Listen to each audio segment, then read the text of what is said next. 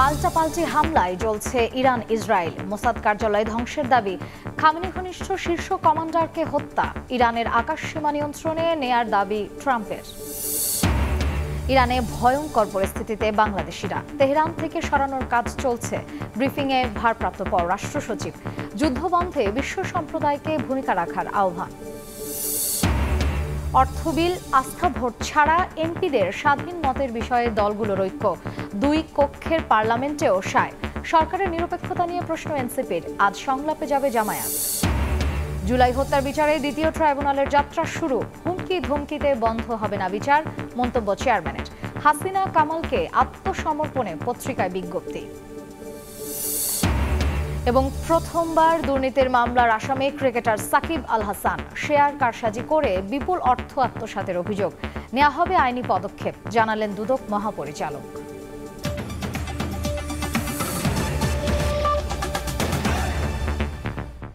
প্রবাসের সময় সঙ্গে আছি আমি মার্জিয়া শ্রেয়া। পাল্টাপাল্টি হামলায় জ্বলছে ইরান ইসরায়েল। তেল আবিবের গোয়েন্দা সংস্থা মোসাদের কার্যালয় ধ্বংসের দাবি করেছে ইরান। আক্রমণ অব্যাহত রেখেছে ইসরায়েলও। খামেনি ঘনিষ্ঠ শীর্ষ এক কমান্ডারকে হত্যার দাবি করেছে নেতানিয়াহু বাহিনী।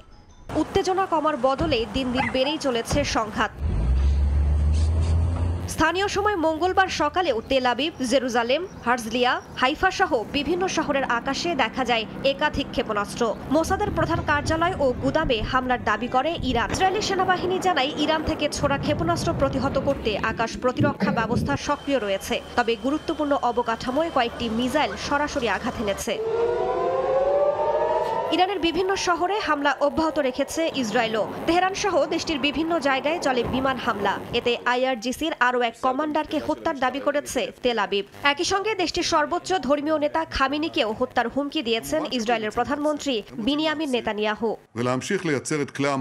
হামলার মুখে পরবর্তী নির্দেশ না দেওয়া পর্যন্ত আকাশসীমা বন্ধ রেখেছে ইরান। প্রেসিডেন্ট মাসুদ পেজেশকিয়ান বলেছেন, ইসরায়েলের সঙ্গে যুদ্ধ পরিধি বাড়াতে চায় না তেহরান, তবে যে কোনো আক্রমণের পাল্টা জবাব দেওয়া হবে। আর দেশটির পররাষ্ট্রমন্ত্রী ইসরায়েলকে থামানোর আহ্বান জানিয়েছেন। চলমান সংঘাতের মধ্যেই ইসরায়েলের প্রতি সমর্থন জানিয়ে যৌথ বিবৃতি দিয়েছে G7। সেই সঙ্গে ইরান কখনোই পারমাণবিক অস্ত্র রাখতে পারবে না বলেও হুঁশিয়ারি দেওয়া হয় ওই বিবৃতিতে। সম্মেলন শেষ হওয়ার আগেই ওয়াশিংটনে ফিরে গেছেন মার্কিন প্রেসিডেন্ট ডোনাল্ড ট্রাম্প। একই সঙ্গে যুদ্ধবিরতি নয়, বড় কিছুর ইঙ্গিত দেন ট্রাম্প। বলেন, সত্যিকার অর্থে যুদ্ধ বন্ধ করতে চান তিনি। আমরা যুদ্ধবিরতি চাই না। আমি বলিনি যে আমি যুদ্ধবিরতি চাই। আমরা যুদ্ধবিরতির চেয়ে ভালো কিছু খুঁজছি। রাইসা জান্নাত, সময় সংবাদ। এদিকে মার্কিন প্রেসিডেন্ট ডোনাল্ড ট্রাম্প দাবি করেছেন, ইরানের আকাশসীমা পুরোপুরি নিয়ন্ত্রণে নেওয়া হয়েছে। শনাক্ত হয়েছে খামেনির অবস্থানও। তবে আপাতত তাকে হত্যার কোনো পরিকল্পনা নেই বলেও জানান তিনি। এদিকে ইসরায়েলে নতুন করে ক্ষেপণাস্ত্র নিক্ষেপের তথ্য প্রকাশ করেছে ইরানি গণমাধ্যম। ইরান ইসরায়েল সংঘাতে যুক্তরাষ্ট্র সরাসরি জড়ানোর ঘোষণা না দিলেও ইরানের আকাশসীমা পুরোপুরি নিয়ন্ত্রণে নেওয়ার দাবি করেছেন মার্কিন প্রেসিডেন্ট ডোনাল্ড ট্রাম্প। মঙ্গলবার নিজের সামাজিক যোগাযোগ মাধ্যম ট্রুথ সোশ্যালে দেয়া এক পোস্টে এ দাবি করেন তিনি। বলেন, ইরানের কাছে আকাশ নজরদারির ভালো প্রযুক্তি ও প্রচুর প্রতিরক্ষা সরঞ্জাম ছিল, কিন্তু সেগুলো আমেরিকার তৈরি জিনিসপত্রের সঙ্গে তুলনীয় নয়। আমেরিকার চিন্তা, প্রযুক্তি আর নির্মাণ, এই তিনে মিলে যা দাঁড়ায় তা কেউই টেক্কা দিতে পারে না বলেও স্পষ্ট বার্তা দেন তিনি। এখানেই শেষ নয়, ইরানের সর্বোচ্চ নেতা আয়াতুল্লাহ আলী খামেনি কোথায় লুকিয়ে রয়েছেন তা জানার দাবিও করেছেন প্রেসিডেন্ট ট্রাম্প। তবে আপাতত তাকে হত্যার কোনো পরিকল্পনা নেই বলেও জানান তিনি। এখন পর্যন্ত এ বিষয়ে কোনো মন্তব্য করেনি তেহরান। এদিকে ইরানের পারমাণবিক কর্মসূচি বন্ধে যুক্তরাষ্ট্রের প্রেসিডেন্ট ডোনাল্ড ট্রাম্প আরও পদক্ষেপ নিতে পারেন বলে জানিয়েছেন মার্কিন ভাইস প্রেসিডেন্ট জেডি ভ্যান্স। এক পোস্টে তিনি বলেন, ইরান প্রয়োজনের চেয়ে অনেক বেশি ইউরেনিয়াম সমৃদ্ধ করেছে, যা উদ্বেগজনক। এই সমৃদ্ধকরণ বন্ধ করতে প্রেসিডেন্ট ট্রাম্প আরও কিছু করার সিদ্ধান্ত নিতে পারেন। মৌসুমী সাথী, সময় সংবাদ। ইরানে অবস্থানরত প্রবাসী বাংলাদেশি সহ দূতাবাসের কর্মীরা ভয়াবহ হুমকির মুখে পড়েছে বলে জানিয়েছেন ভারপ্রাপ্ত পররাষ্ট্র সচিব। তাদেরকে তেহরান থেকে নিরাপদ স্থানে সরিয়ে নিতে বাংলাদেশ কাজ করছে বলেও জানান তিনি। সংঘাত বন্ধে বিশ্ব সম্প্রদায়কে কার্যকর ব্যবস্থা নেওয়ার আহ্বান জানিয়ে মধ্যপ্রাচ্যের অন্য দেশগুলোর দূতাবাসকেও সতর্ক থাকার নির্দেশনা দেন রুহুল আলম সিদ্দিকী। 13 জুন ইরানের রাজধানী তেহরানে ইসরায়েলি বিমান বাহিনীর হামলার মধ্য দিয়ে শুরু হয় ইরান ইসরায়েল সংঘাত।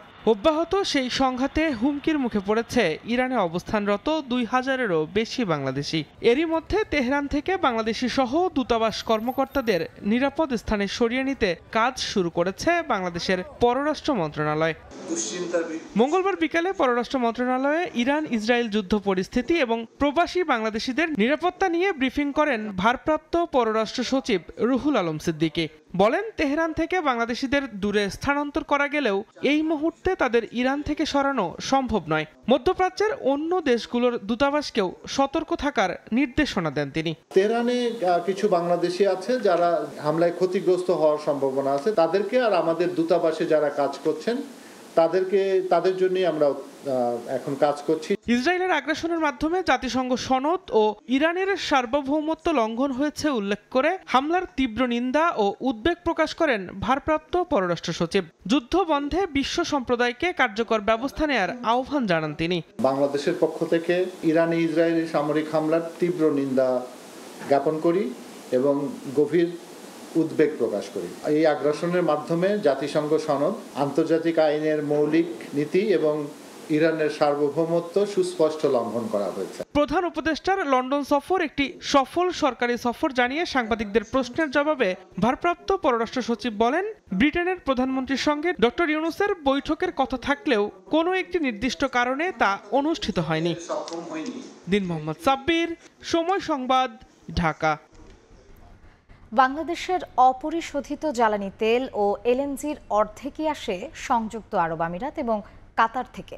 দুই দেশেরই জ্বালানি বাণিজ্যের একমাত্র রুট হরমুজ প্রণালী। গুরুত্বপূর্ণ এই জলপথ বন্ধ হলে জ্বালানি ঘাটতিতে পড়ার আশঙ্কায় বাংলাদেশ। আন্তর্জাতিক বাজারে জ্বালানির দাম বাড়লেও এখনও দেশে বাড়ানোর চিন্তা নেই জানালেন অর্থ উপদেষ্টা। বললেন, হরমুজ প্রণালী বন্ধের হুমকিতে প্রভাব পড়ার শঙ্কা আছে। ইরান ইসরায়েল পাল্টাপাল্টি হামলার প্রেক্ষাপটে যে কোনো মুহূর্তে বন্ধ হতে পারে বিশ্বের অন্যতম ব্যস্ত জলপথ হরমুজ প্রণালী। 34 কিলোমিটারের দীর্ঘ এই জলপথ চিন্তা বাড়াচ্ছে বাংলাদেশেরও। আরপিজিসিএল এর তথ্য বলছে 2018 সাল থেকে এ পর্যন্ত 487 কার্গো এলএনজি আমদানি করেছে বাংলাদেশ। এর মধ্যে 267 কার্গো কাতার এবং ওমান থেকে এসেছে 122 কার্গো, অর্থাৎ চাহিদার 80% মেটাচ্ছে এই দুই দেশ। চলতি অর্থ বছরেও 56 কার্গো এলএনজির মধ্যে এপ্রিল পর্যন্ত এসেছে 46 কার্গো। হরমুজ প্রণালী বন্ধ হলে বাংলাদেশকে জ্বালানি সরবরাহ করতে পারবে না কাতার। জাহাজ কোম্পানিগুলো যারা কাজ করে তারা নিশ্চয়ই এগুলি নিয়ে হয়তো চিন্তা ভাবনা করবে যে তারা অন্য বিকল্প কি ব্যবস্থা করা যায়, but to best of my knowledge এখন এই মুহূর্তে সেই ব্যবস্থাটা কিন্তু নাই। মঙ্গলবার সরকারি ক্রয় সংক্রান্ত উপদেষ্টা পরিষদ কমিটির সভায় 612 কোটি টাকা ব্যয়ে মার্কিন প্রতিষ্ঠান এক্সিলারেট এনার্জি থেকে 1 কার্গো এলএনজি আমদানির অনুমোদন দেওয়া হয়েছে। আগের দামই কেনা হচ্ছে বলে জানান অর্থ উপদেষ্টা। আজকে যেটা দিলাম ওটা ওল্ড প্রাইসে ওরা কোট করেছে, ভাগ্য ভালো যে ওই প্রাইসে আমরা পাবো আপাতত। বাট আমরা অবজার্ভ করছি যদি যুদ্ধটা বেশি দিন চলে, এটা এফেক্ট যদি হয় তখন আমাদের উপর একটু প্রেশার পড়বে। বিপিসির তথ্য বলছে সংযুক্ত আরব আমিরাত এবং সৌদি আরব থেকে বছরে প্রায় 14 লাখ টন অপরিশোধিত তেল আমদানি হয়। বিকল্প পথে চাহিদার অর্ধেক জ্বালানি মিলতে পারে। আমাদের এক্সপোর্টে এখন প্রায় 35-40% আমরা ম্যানমেড ফাইবার ইউজ করি। এই কাপড়গুলোর দামও বেড়ে যাবে। গুরুত্বপূর্ণ এই জলপথ দিয়ে পরিবাহিত জ্বালানি তেলের প্রায় 70%-এরই ভোক্তা দক্ষিণ এশিয়া। MS আরেফিন, সময় সংবাদ, ঢাকা। অন্য প্রসঙ্গ, অর্থ বিল ও আস্থা ভোট ছাড়া সব বিষয়ে এমপিরা জাতীয় সংসদে স্বাধীনভাবে মত দিতে পারবেন। জাতীয় ঐকমত্য কমিশনের সঙ্গে সংলাপে এ বিষয়ে একমত হয়েছে রাজনৈতিক দলগুলো। বিএনপির স্থায়ী কমিটির সদস্য সালাহউদ্দিন আহমদ জানিয়েছেন, দ্বিকক্ষ বিশিষ্ট পার্লামেন্টের বিষয়ে একমত হয়েছে বেশিরভাগ রাজনৈতিক দল। এদিকে লন্ডনে তারেক ইউনুস বৈঠক ইস্যুতে সরকারের নিরপেক্ষতা নিয়ে প্রশ্ন তুলেছেন এনসিপি ও গণ অধিকার পরিষদের নেতারা। বুধবার জামায়াতও সংলাপে যোগ দেবে বলে জানান কমিশনের সহসভাপতি আলী রিয়াজ। যেসব সংস্কার সুপারিশ নিয়ে আলোচনা শেষ হয়নি সেসব বিষয় নিয়ে রাজনৈতিক দলগুলোর সঙ্গে আবারও সংলাপ করেছে জাতীয় ঐকমত্য কমিশন। মঙ্গলবার ফরেন সার্ভিস একাডেমিতে আলোচনায় যোগ দেন BNP, NCP, CPB, Basad, Khelafat Majlis সহ প্রায় 30টি দলের রাজনীতিকরা। তবে দেখা যায়নি জামায়াত ইসলামের কোনো প্রতিনিধিকে। দিনব্যাপী আলোচনা শেষে সন্ধ্যায় বিএনপির স্থায়ী কমিটির সদস্য সালাহউদ্দিন আহমেদ জানান, দ্বিকক্ষ বিশিষ্ট পার্লামেন্টের বিষয়ে একমত হয়েছে বেশিরভাগ রাজনৈতিক দল। দলীয় সদস্যরা দলের বিপক্ষে ভোট দিতে পারেন না, তাহলে সদস্যপদ থাকে না। আস্থা ভোট, অর্থ বিল এইগুলো বাদে অন্যান্য সকল বিষয়ে সংসদ সদস্যগণ স্বাধীন মতামত দিবেন, ভোট দিতে পারবেন। এদিকে প্রধান উপদেষ্টা ও ঐকমত্য কমিশনের কার্যক্রম বিএনপির দিকে ঝুঁকে যাওয়ার অভিযোগ করে জাতীয় ঐকমত্য কমিশনের নিরপেক্ষতা নিয়ে প্রশ্ন তুলেছে এনসিপি ও গণ অধিকার পরিষদ। প্রধান উপদেষ্টা এবং ঐকমত্য কমিশনের সভাপতি হিসাবে তিনি যখন একটি প্রস্তাবের দিকে হেলে যান এবং যেই প্রস্তাবটি দিয়েছে জাতীয়তাবাদী দল বিএনপি, তাদের অবস্থান প্রশ্নবিদ্ধ হয়। নির্বাচনের পরিবেশ বা রাজনীতির মাঠের পরিবেশ কতটুকু আছে সেটি নিয়ে তো অবশ্যই আমাদের একটা প্রশ্ন থাকবে। তবে প্রধান উপদেষ্টার প্রেস সচিব জানিয়েছেন, সরকার নিরপেক্ষ আছে, সবার সঙ্গে সমান আচরণ করছে। আমরা সবার কথা শুনছি। জুলাই গণঅভ্যুত্থানে যারা জয়েন করেছে আমরা সবার সাথে সমান। বৈঠক শেষে কমিশনের সহসভাপতি অধ্যাপক আলী রিয়াজ বলেন, প্রধান বিচারপতি নিয়োগের বিদ্যমান পদ্ধতি সংস্কারের ব্যাপারে রাজনৈতিক দলগুলো একমত হয়েছে। 100 আসনের একটি দ্বিকক্ষ বিশিষ্ট পার্লামেন্ট তৈরি করা, উচ্চকক্ষ তৈরি করার বিষয় কিন্তু আলোচনা শেষ হয়নি, আলোচনা অব্যাহত আছে। বিশেষ করে প্রক্রিয়া পদ্ধতি কিভাবে নির্বাচিত হবে এবং কি কি দায়িত্ব। সরকারের পক্ষ থেকে জামায়াতের সঙ্গে যোগাযোগ করা হয়েছে, বুধবার থেকে তারাও সংলাপে যুক্ত হবে বলে জানান আলী রিয়াজ। নাজমুস সালেহী, সময় সংবাদ, ঢাকা। বিদেশে বিএনপির সঙ্গে আলোচনা করে নির্বাচনের সময় নির্ধারণ করা উচিত হয়নি বলে মন্তব্য করেছেন ইসলামী আন্দোলন বাংলাদেশের আমির সৈয়দ মোহাম্মদ রেজাউল করিম।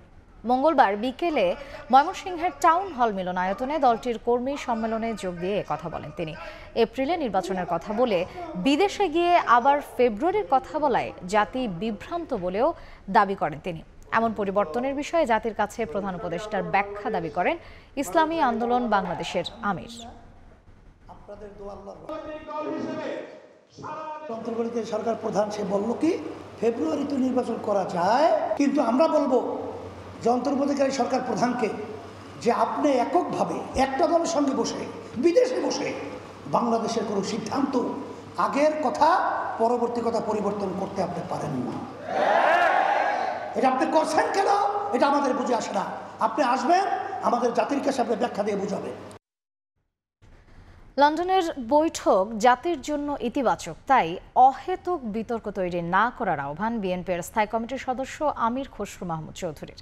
জাতির স্বার্থে সবাইকে ঐক্যবদ্ধ থেকে ধৈর্য ধরার আহ্বানও জানান তিনি। মঙ্গলবার সকালে গুলশানে বিএনপি চেয়ারপারসনের কার্যালয়ে মির্জা ফখরুল ইসলাম আলমগীরের নেতৃত্বে দলের প্রতিনিধির সঙ্গে বাংলাদেশে নিযুক্ত ব্রাজিলের রাষ্ট্রদূতের বৈঠক হয়। পরে আমির খসরু বলেন, নির্বাচনের তারিখ নির্ধারণে ইসির সঙ্গে অবশ্যই কথা বলা উচিত অন্তর্বর্তী সরকারের। আন্তর্জাতিক পরিস্থিতির সাথে বাংলাদেশের নির্বাচনের কোনো সম্পর্ক নেই।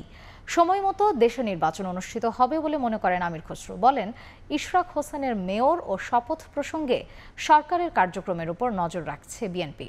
কৃষিখাত সহ নানা বিষয়ে বাংলাদেশকে সহযোগিতা করতে ব্রাজিল আগ্রহী, তাই তারা সহযোগিতা বাস্তবায়নে বাংলাদেশে নির্বাচিত সরকার দেখতে চান বলেও জানান আমির খসরু মাহমুদ চৌধুরী।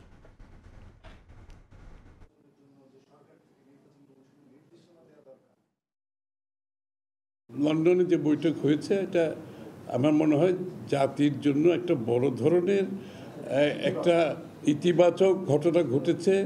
আমরা ওইটাকে সেইভাবেই দেখি। আমরা এর মধ্যে কোনো ধরনের প্রশ্নবিদ্ধ করে আমাদের ভবিষ্যৎ সামনের দিকে চলার পথটাকে বিঘ্নিত করা ঠিক হবে না। রমজানের আগে নির্বাচনের ব্যাপারে একটা জাতীয় ঐক্যমত আছে, এটা সবারই মতামত। এরকম একটা সিদ্ধান্তে আসার পরে সবার মধ্যে একটা স্বস্তি ফিরে আসছে এবং এই জায়গাটার মধ্যে কোনো অসুবিধা আমি দেখছি না।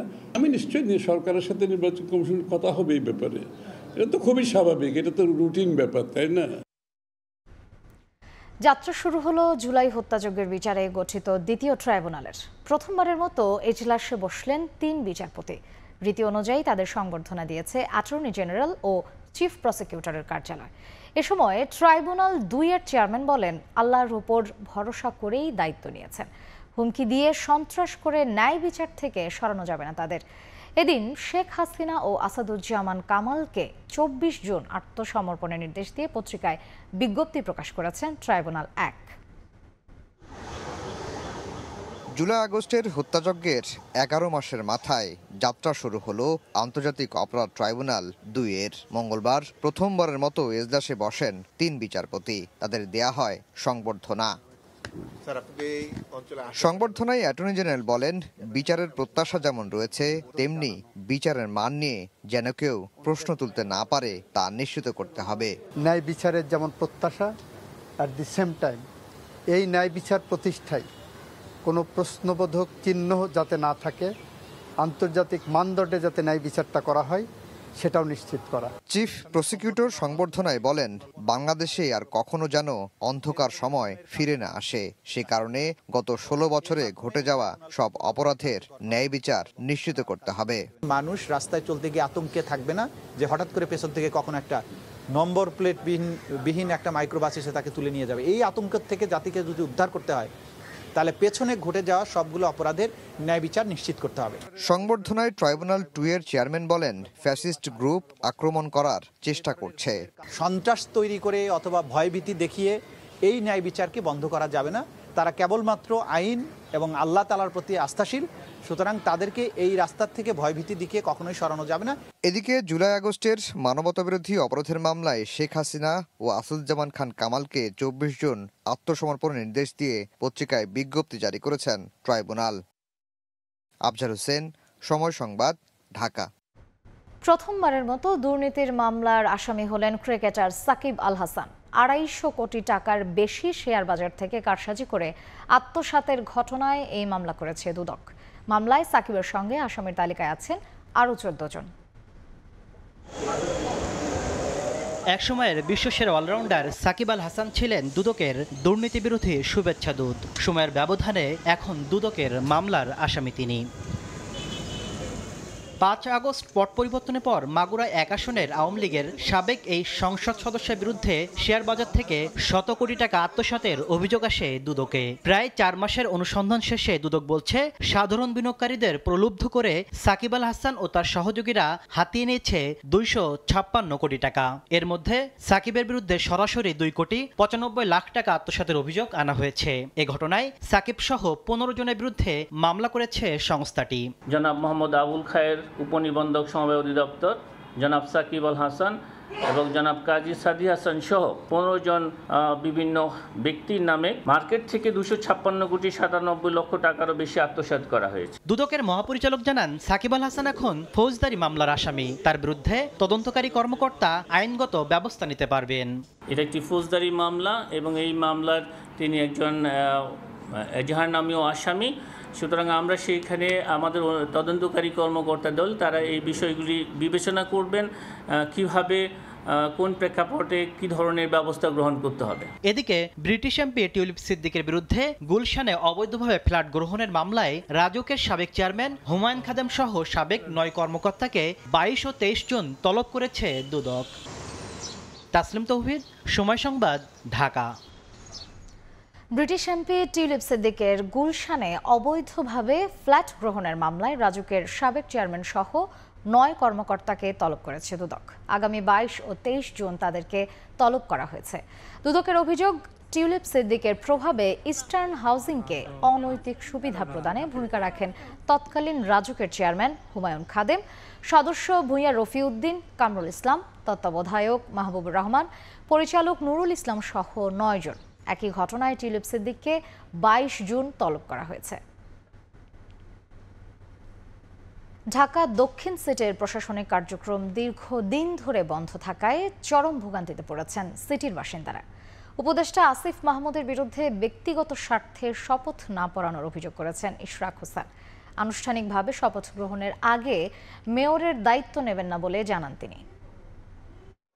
রাজীব শেখ মুন্সিগঞ্জের বিক্রমপুর থেকে এসেছেন ঢাকা দক্ষিণ সিটি কর্পোরেশনের নগর ভবনে তার ভাগ্নের জন্ম নিবন্ধনে বাবার নাম সংশোধন করতে। ঢাকা দক্ষিণ সিটির কার্যক্রম বন্ধ থাকায় পড়েছেন বিপাকে। কাজ না হলেও ফিরতে হচ্ছে বাড়িতে। কাজকর্ম বন্ধ আছে অফিসিয়াল, যদি অফিসটা খোলা থাকতো অবশ্যই সেবাটা পাইতাম। কেউ এসেছেন ট্রেড লাইসেন্স নবায়ন করতে, কেউ বা এসেছেন দোকান ভাড়া পরিশোধ করতে। নির্দিষ্ট সময় পার হলে গুনতে হবে বাড়তি টাকা। এই মাসের 30 তারিখে যদি আমি ভাড়া না দিতে পারি আমার জরিমানা দিতে হবে। এটার জন্য আমার আরেকটা লাইসেন্স আছে, ওই লাইসেন্সটা করতে পারবো না। যদি এটা না করতে পারে ওটার সাথে আবার জরিমানা হবে। এদিকে টানা অবস্থান কর্মসূচির অংশ হিসেবে মঙ্গলবার সকালে প্রতীকী অবস্থান কর্মসূচি পালন করেন ইশরাক হোসেনের সমর্থকরা। এই আন্দোলনের ফলে নগরবাসীর কোনো দুর্ভোগ হচ্ছে না বলে আমরা মনে করি। জনতার মেয়র ইশরাকের হাতে ক্ষমতা বুঝিয়ে না দেওয়া পর্যন্ত আমরা আমাদের আন্দোলন চলছে। সমর্থকদের এ কর্মসূচিতে এসে বিএনপি নেতা ইশরাক হোসেন বলেন, আনুষ্ঠানিক প্রক্রিয়ায় শপথ গ্রহণ না করা পর্যন্ত মেয়রের দায়িত্ব পালন করবেন না। শপথ গ্রহণ অনুষ্ঠান না হওয়া পর্যন্ত অফিসিয়ালি আমি মেয়রের দায়িত্ব নিতে পারছি না। দুর্নীতি দমন কমিশনকে আহ্বান জানাতে চাই, আপনারা এখানে আসুন, এসে এখানে যতদিন এই আসিফ মাহমুদ সজীব ভুঁইয়া অফিস করেছে, কি কি দুর্নীতি করে গিয়েছে তার সমস্ত কিছু আপনারা তদন্ত করুন। দক্ষিণ সিটির প্রশাসনিক কার্যক্রম বন্ধ দীর্ঘদিন ধরে, তাই অনতিবিলম্বে সমস্যার সুরাহা করে নগর ভবনে সেবা চালুর দাবি জনসাধারণের। আয়েশা সিদ্দিক সামিয়া, সময় সংবাদ, ঢাকা। সরকারি চাকরির সংশোধন অধ্যাদেশ বাতিলের দাবিতে বিক্ষোভ কর্মসূচি পালন করেন কর্মকর্তা কর্মচারীরা।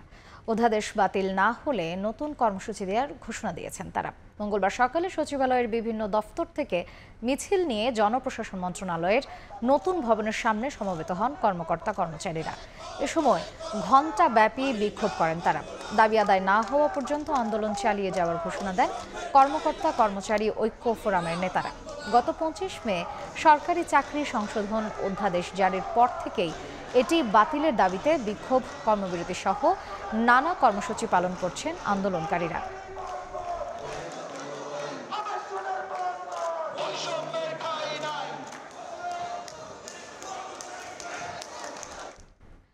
ঢাকা ও চট্টগ্রামে করোনায় আক্রান্ত দুজনের মৃত্যুর তথ্য জানিয়েছে স্বাস্থ্য অধিদপ্তর। একদিনে শনাক্ত হয়েছে 18 জন।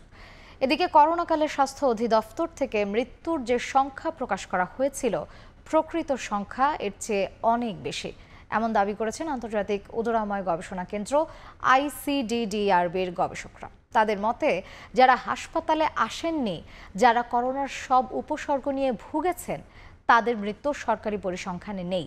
এছাড়াও চিকিৎসা ও জনস্বাস্থ্য সাময়িকী ল্যান্সেটে উল্লেখ করা হয়, করোনাকালে 2020 ও 2021 সালে দেশে বাড়তি 4,13,000 মানুষের মৃত্যু হয়।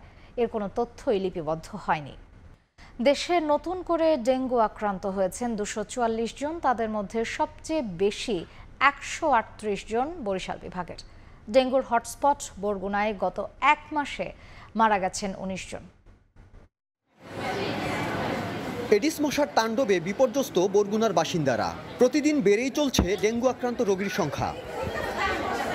মঙ্গলবার 24 ঘন্টার ব্যবধানে জেলায় ডেঙ্গুতে আক্রান্ত হয়ে আরও 2 জনের মৃত্যু হয়েছে। এ নিয়ে জেলায় মোট মৃত্যুর সংখ্যা দাঁড়িয়েছে 19-এ। আর নতুন করে আক্রান্ত হয়েছেন 82 জন। মোট আক্রান্তের সংখ্যা 1985, যা দেশের মোট আক্রান্তের 60%-এরও বেশি। বর্তমানে 250 শয্যা বিশিষ্ট বরগুনা জেনারেল হাসপাতালে ডেঙ্গুতে আক্রান্ত হয়ে চিকিৎসাধীন 215 জন রোগী। শরীরে দুর্বলতা আছে এবং হালকা একটু জ্বর আছে, মাথা ব্যথা করে, মাঝে মাঝে একটু দুর্বলতা কাজ করে, হাঁটতে পারি না। খালি জ্বর আর মাথায় যন্ত্রণা, কামড়ানি দিয়ে কমছে, বুকে ব্যথা হয় মাঝে মাঝে, পাও ঝিনঝিন করে, শরীর ঘামাইতেছে। এদিকে জেলায় অস্বাভাবিকভাবে ডেঙ্গু আক্রান্তের কারণ অনুসন্ধানে কাজ শুরু করেছে IEDCR এর প্রতিনিধি দল। ডাবের খোসায়, টবের মধ্যে কিংবা টায়ারের মধ্যে, বাসাবাড়িতে যে পানি আমরা বৃষ্টির পানি এখানে রিজার্ভ করার একটা প্রবণতা মনে হয় আছে, এই যে পানিগুলো জমা রাখা হয়, এই পরিষ্কার পানিটাতেই হচ্ছে ডেঙ্গুর মশা বিস্তার লাভ করে। যদি জমা পানি থাকে সেখানে আমাদের এডিস মশার যে বংশ বিস্তার হয়, এটা আপনারা সবাই জানেন। তো আমরা সে কোথায় কোথায় এগুলা জমা হচ্ছে, আমরা এগুলা ইনভেস্টিগেশন করতে এসেছি মূলত। ইতোমধ্যে বরগুনাকে ডেঙ্গুর হটস্পট ঘোষণা করেছে স্বাস্থ্য মন্ত্রণালয়। সাইফুল মিরাজ, সময় সংবাদ, বরগুনা। আবহাওয়ার খবর। দক্ষিণ বঙ্গোপসাগরে মৌসুমি বায়ু সক্রিয় থাকায় আগামী 2 দিন রংপুর, রাজশাহী ছাড়া বাকি সব বিভাগে ভারী থেকে অতি ভারী বর্ষণ হতে পারে বলে জানিয়েছে আবহাওয়া অফিস। একই সঙ্গে মৌসুমি বায়ুর প্রভাবে লঘুচাপ সৃষ্টি হওয়ায় দেশের দক্ষিণ উপকূলীয় ও সমুদ্র অঞ্চলকে 3 নম্বর সতর্ক সংকেত দেখিয়ে যেতে বলা হয়েছে। এদিকে হালকা বৃষ্টিতে কয়েকদিনের তীব্র গরম থেকে স্বস্তি পান নগরবাসী। ভোর থেকেই আকাশ মেঘাচ্ছন্ন, থেমে থেমে হয় বৃষ্টি। এতে কয়েকদিনের তীব্র গরম থেকে স্বস্তি পান নগরবাসী। তবে হালকা বৃষ্টিতে স্বস্তি পেলেও ভারী বৃষ্টি হলে জলাবদ্ধতা যে দুর্ভোগ হয় তা নিয়ে আতঙ্কের কথা জানান তারা। হঠাৎ করে বৃষ্টিটা হওয়ার কারণে, আবহাওয়াটা একটু চেঞ্জ হওয়ার কারণে অনেক ভালো লাগছে। সাধারণ মানুষের জন্য স্বস্তিদায়ক, আবার যদি বেশি হয় তাহলে আবার অস্বস্তি। জলাবদ্ধ তৈরি হয়, বিভিন্ন রাস্তা যেটা নিচু, লোকজন চলাফেরা একটু কষ্ট হয়। এদিকে দক্ষিণ বঙ্গোপসাগরে মৌসুমী বায়ুপ্রবাহ সক্রিয় থাকায় ভারী বৃষ্টিপাতের পূর্বাভাস দিয়েছে আবহাওয়া অধিদপ্তর। আগামী 48 ঘন্টার মধ্যে দেশের রংপুর, রাজশাহী ছাড়া বাকি বিভাগের বেশিরভাগ জায়গায় ভারী থেকে অতি ভারী বর্ষণ হতে পারে বলে জানিয়েছেন আবহাওয়াবিদ। যেহেতু নর্থ বেতে মৌসুমী বায়ু সক্রিয় অবস্থায় আছে, সেহেতু আমরা সমুদ্র বন্দরগুলোর জন্য ঝোড়ো হাওয়া এবং অতি ভারী বৃষ্টিপাতের জন্য 3 নম্বর সতর্কতা সংকেত দিয়েছি। বিদ্যমান যে তাপপ্রবাহ অবস্থা ছিল সেটা প্রশমিত হয়ে গেছে, এখন অনেকটা স্বস্তিদায়ক অবস্থার মধ্যে আছে এবং এই অবস্থাটা আগামী 2-1 দিন বা আগামী কয়েকদিন অব্যাহত থাকতে পারে। মৌসুমী বায়ু সক্রিয় থাকায় লঘুচাপের কারণে দেশের দক্ষিণ উপকূলীয় ও সমুদ্র অঞ্চলকে 3 নম্বর সতর্ক সংকেত দেখিয়ে যেতে বলেছে আবহাওয়া অধিদপ্তর। আবু সাইদ নিশান, সময় সংবাদ, ঢাকা। বছর পেরোলেও ঘূর্ণিঝড় রেমালের দুঃসহ স্মৃতি আজও তাড়া করে ফেরে উপকূলবাসীকে। কেমন ছিল ভয়াবহ সেই সব দিন, এখনই বা কেমন আছেন প্রতিনিয়ত ঘূর্ণিঝড় জলোচ্ছ্বাসের সঙ্গে যুদ্ধ করে বেঁচে থাকা মানুষেরা। খুলনা ও পিরোজপুর থেকে ফিরে সেই খবর জানাচ্ছেন মাইমুনা হায়দার চৌধুরী, ক্যামেরায় ছিলেন সাইফুল ইসলাম। 25 মে 2024 আর 10টা দিনের মতো ছিল না। প্রায় 7 ঘন্টা ধরে উপকূলে তাণ্ডব চালিয়েছিল ঘূর্ণিঝড় রেমাল। লণ্ডভণ্ড হয়ে যায় বিস্তীর্ণ জনপদ। প্রায় 12 ফুট উচ্চতার জলোচ্ছ্বাসে প্লাবিত হয় খুলনা, পিরোজপুর সহ উপকূলবর্তী মানুষের সর্বস্ব। ভয় পাইছিলাম, সেই হঠাৎ মনে হয় যে আবার অবদা ভেঙে গেছে, আবার আমাদের এই করতে হবে। শব্দ কি জলের স্রোত, আর ওই দেখে আমার মেয়ে দুটো তো বলতেছে যে বাবা মা আমাদের কি হবে এখন। সেদিন তিলে তিলে গড়ে তোলা সংসার চোখের সামনে ভেসে যেতে দেখে দিশেহারা হয়ে পড়েছিলেন মণ্ডল দম্পতি। ঝড়ের হাত থেকে সন্তান নাকি সংসার, কাকে বাঁচাবেন? এমন পরিস্থিতিতে বুকের ধনকেই বাঁচান তারা, হারান বাকি সব। এই যে কি দৃশ্য, স্রোতে এই যে যাবো এই পাশতে, তাও যাওয়ার মতো আমাদের কোনো পরিস্থিতি ছিল না, ভেসে যেতে হচ্ছিল যখন আমরা যাচ্ছিলাম। এখন মেয়ে দুটো নিয়ে কোনো কায়দায় জীবনটা বাঁচানোর জন্য আমরা রাস্তায় উঠলাম। আমাদের এখানে কোনো সাইক্লোন সেন্টারও নেই যে আমরা সেই জায়গায় দ্রুত যে আমরা সাইক্লোন সেন্টারে উঠবো, তেমনও কোনো পরিস্থিতি আমাদের নেই। ৪৮ বছরের সংসার সব একটু একটু করে আমি জোগাড় করছি, তা সব ভাসিয়ে যাইতে আছে। আমাদের তো সব কিছু বাসায় নিয়ে যাচ্ছে, আমরা পরবর্তীতে বেঁচে থাকলে আমরা আবার এইটা আমাকে নতুন করে সব কিছু গড়ে তুলতে হবে। কিভাবে তুলবো? আমরা তো অসহায় মানুষ। উপকূলের এই মানুষের জীবনের সাথে মিশে আছে ভাঙা গড়ার এই খেলা। ঘূর্ণিঝড় রেমালের প্রায় বছর পেরিয়ে গেলেও এখানকার মানুষেরা আজও কাটিয়ে উঠতে পারেনি ঝড়ের সেই দুঃসহ স্মৃতি। ছোট একটা বাচ্চা নিয়ে তখন তো সবার এমনি আতঙ্ক, কি করবো, এত জল, গলা পর্যন্ত জল। গাছ পড়ছে ঘরের উপরে, গাছ পড়ার পর কি করব, কোনো জায়গা তো ঠাই নেই। প্রকৃতির কাছে হার মানলেও জীবনের কাছে হার মানেনি উপকূলের মানুষ। খড়কুটো কুড়িয়ে আবারও ঘুরে দাঁড়ানোর লড়াই, শঙ্কা মাথায় নিয়ে আবারও সাজিয়ে তুলছেন জীবন। খুলনা ও পিরোজপুরে ঘূর্ণিঝড় রেমালে আক্রান্তদের পাশে স্বেচ্ছাসেবী কিছু সংগঠন দাঁড়ালেও তা কোনোভাবেই পর্যাপ্ত নয়। ভাঙনে সব ভেঙে গেছিল, যার ফলে আমার এই মেশিনের সমস্যা যায়। ভাঙনের পরে আবার এই কাজটা আমরা শুরু করছি। রিহ্যাবিলিটেশনের অংশ হিসেবে আমরা এই ঘরবাড়ি নির্মাণের সহযোগিতা করি, আমরা হাইজিন স্যানিটেশন ব্যবস্থা করি। এখনো জোয়ারের পানিতে প্রতিনিয়তই দুর্ভোগে উপকূলবর্তী এই অঞ্চল। সমস্যার সমাধানে টেকসই বাঁধ চান স্থানীয়রা। মাইমুনা হায়দার চৌধুরী, সময় সংবাদ। ঢাকা বিশ্ববিদ্যালয়ে ককটেল উদ্ধারের ঘটনায় উদ্বেগ জানিয়ে জড়িতদের গ্রেফতার এবং ক্যাম্পাসের নিরাপত্তা নিশ্চিতের দাবিতে বিক্ষোভ মিছিল করেছে ছাত্রদল। মঙ্গলবার দুপুরে ছাত্রদল ঢাকা বিশ্ববিদ্যালয় শাখার উদ্যোগে টিএসসি থেকে বিক্ষোভ মিছিল শুরু হয়। ক্যাম্পাসের গুরুত্বপূর্ণ সড়ক প্রদক্ষিণ করে মিছিলটি। পরে অপরাজেয় বাংলার পাদদেশে অনুষ্ঠিত হয় বিক্ষোভ সমাবেশ। ছাত্রদল নেতারা বলেন, 10 মাসে ক্যাম্পাসে 2টি হত্যাকাণ্ড সাধারণ শিক্ষার্থীদের নিরাপত্তা হুমকির মুখে ফেলেছে। অবিলম্বে নিরাপত্তা জোরদারের পাশাপাশি হত্যাকাণ্ডের বিচার দাবি করেন তারা। ঢাকা বিশ্ববিদ্যালয়ের আবাসিক হলগুলোতে এখনো ছাত্রলীগের বিচরণ রয়েছে। হলে হলে শিক্ষার্থীদের নির্যাতনকারীদের অবস্থান রয়েছে, আমরা তাদের বিরুদ্ধে ব্যবস্থা গ্রহণের অনুরোধ জানিয়েছি। আওয়ামী লীগের নির্যাতন থেকে জুবাইদা রহমানও রেহাই পাননি বলে মন্তব্য করেছেন বিএনপির জ্যেষ্ঠ যুগ্ম মহাসচিব রুহুল কবির রিজভী। জুবাইদা রহমানের জন্মদিন উপলক্ষে মঙ্গলবার বিকেলে রাজধানীর জিয়া উদ্যানে বৃক্ষরোপণ কর্মসূচির উদ্বোধনী অনুষ্ঠানে তিনি কথা বলেন। রিজভী বলেন, সংকট এখনও কাটেনি। গণতন্ত্র ফেরাতে তারেক রহমানের নেতৃত্বে কাজ করছে বিএনপি।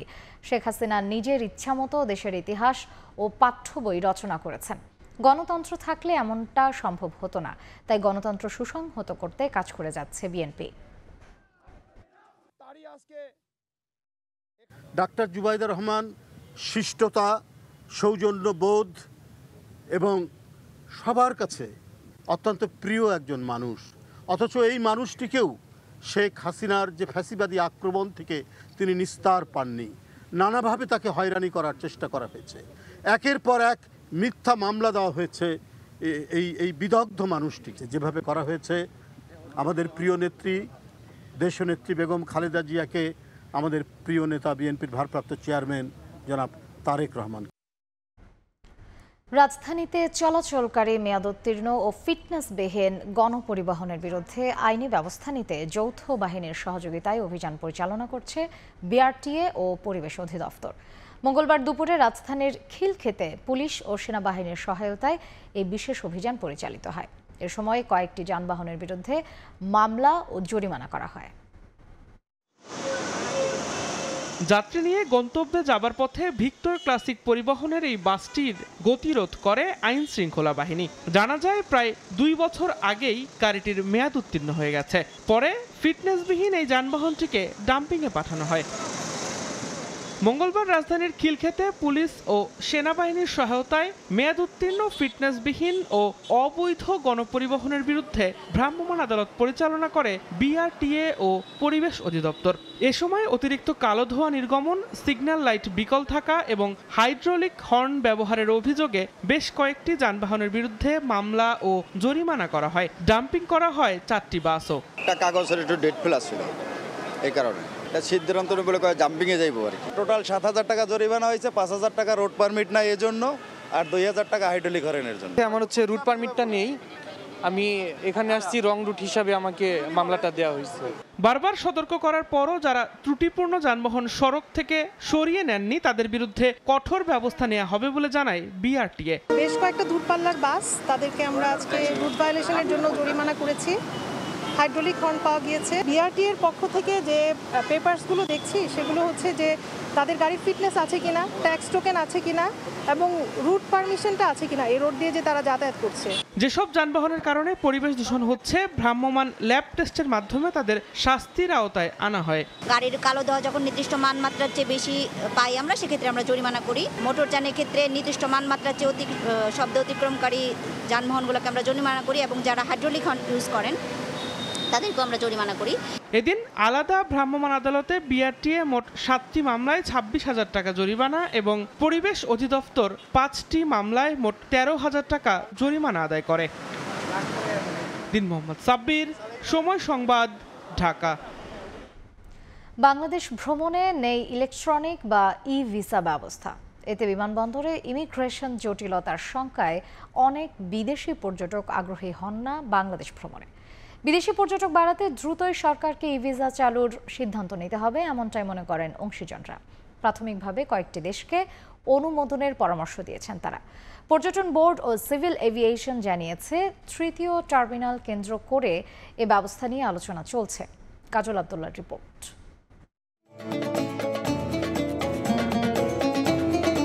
ইতিহাস, ঐতিহ্য আর নির্মাণ শৈলীতে গাঁথা তুরস্ক পর্যটকদের কাছে অন্যতম পছন্দের দেশ এটি। যুক্তরাষ্ট্র, যুক্তরাজ্য, কানাডা, সেনজেন ভিসা থাকলেই যে কোনো পর্যটককে আবেদন করার স্বল্প সময়েই ইলেকট্রনিক ভিসা দিয়ে থাকে ইউরেশিয়ার এই দেশটি।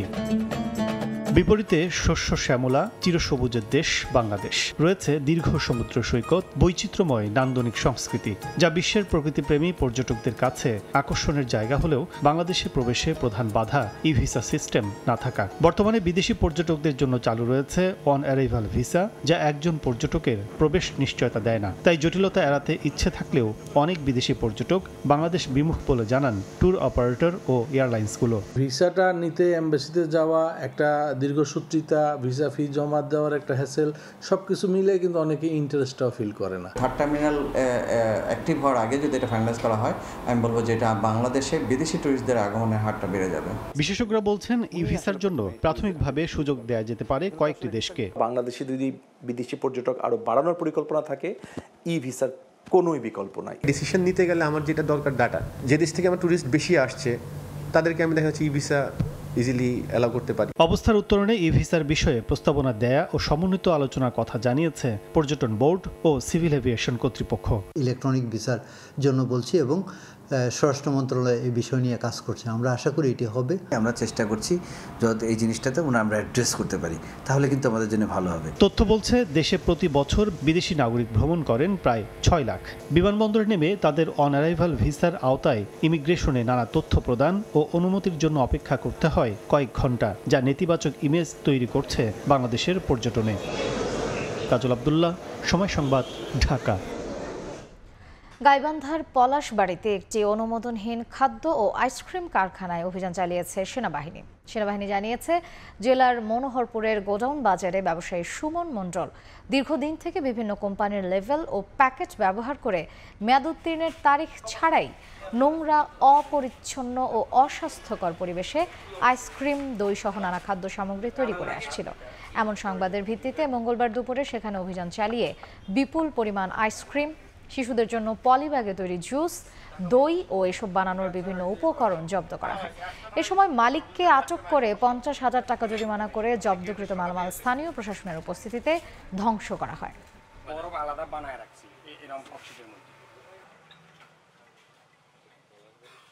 নানা ইস্যুকে কেন্দ্র করে বিক্ষোভের নগরীতে পরিণত হয়েছে পর্তুগালের রাজধানী লিসবন। স্থানীয় সময় রোববার অতি পর্যটনের নেতিবাচক প্রভাব তুলে ধরে সেসবের প্রতিকার চেয়ে রাস্তায় নামেন স্থানীয়রা। শুধু লিসবন নয়, স্পেনের বার্সেলোনা, মালোরোকো ও ইতালির ভেনিস সহ একই ইস্যুতে বিক্ষোভ করেছেন ইউরোপের আরও কয়েকটি শহরের বাসিন্দারা। লিসবন থেকে তারিকুল হাসান আশিকের রিপোর্ট।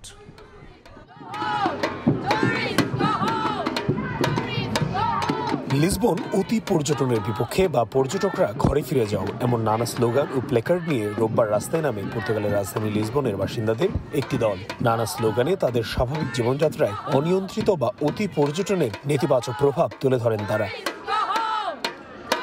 বিক্ষোভকারীরা শহরের গুরুত্বপূর্ণ পর্যটন কেন্দ্র ঘুরে অনিয়ন্ত্রিত পর্যটনের বিপরীতে সরকারকে দ্রুত পদক্ষেপ নেওয়ার আহ্বান জানান। সেই সঙ্গে জনসাধারণের জন্য উন্মুক্ত বিভিন্ন স্থান বাণিজ্যিকীকরণ বন্ধে টুরিস্ট ও সংশ্লিষ্টদের দৃষ্টি আকর্ষণের চেষ্টা করেন।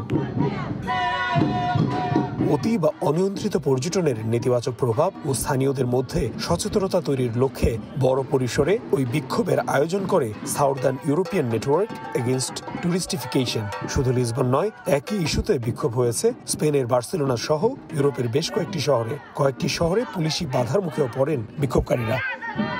তারিকুল হাসান আশিক, সময় সংবাদ, লিসবন, পর্তুগাল। ব্রিটেনের মাল্টিকালচারাল শহর কার্ডিফে হয়ে গেল স্বাদ, সংস্কৃতি ও সম্প্রীতির এক অসাধারণ উৎসব, বিগ হালাল ফুড ফেস্টিভ্যাল 2025। মুসলিম জীবনাচার তুলে ধরতে আয়োজিত এই উৎসবে অংশ নেন নানা জাতি, ধর্ম ও সংস্কৃতির মানুষ। কার্ডিফের ওয়েলস মেলোনিয়াম সেন্টারে 14 ও 15 জুন 2 দিন ব্যাপী অনুষ্ঠিত হল বিগ হালাল ফুড ফেস্টিভ্যাল 2025। ব্রিটেন জুড়ে বিভিন্ন শহর থেকে হাজারো মানুষের অংশগ্রহণে উৎসব মুখর হয়ে ওঠে অনুষ্ঠানস্থল। হালাল খাবারের বৈচিত্র্য আর সাংস্কৃতিক পরিবেশনা মিলিয়ে অনুষ্ঠান পরিণত হয় প্রাণের মিলন মেলায়। আয়োজক সাজ হারিস জানান, শুধু মুসলিম কমিউনিটি নয়, বরং সব ধর্ম বর্ণের মানুষকে এক ছাদের নিচে আনাই ছিল মূল লক্ষ্য। সফল এই আয়োজন আগামীতে আরও বড় পরিসরে আয়োজনের ঘোষণা দিয়েছেন তারা।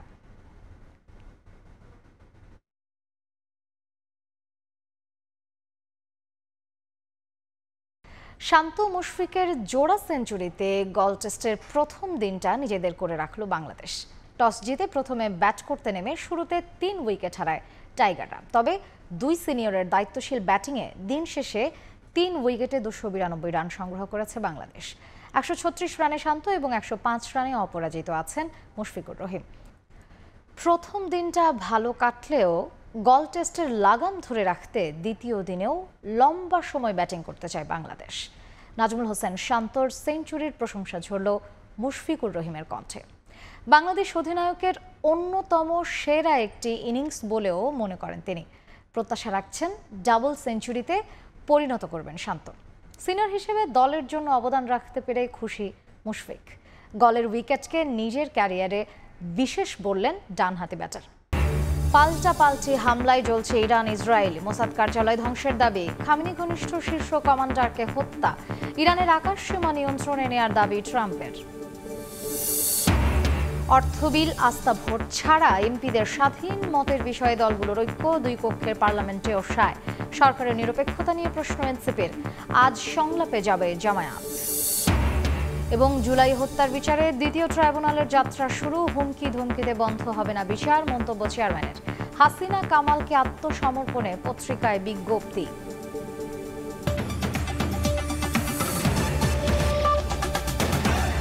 এই ছিল প্রবাসের সময়ের সঙ্গেই থাকুন সময়ের।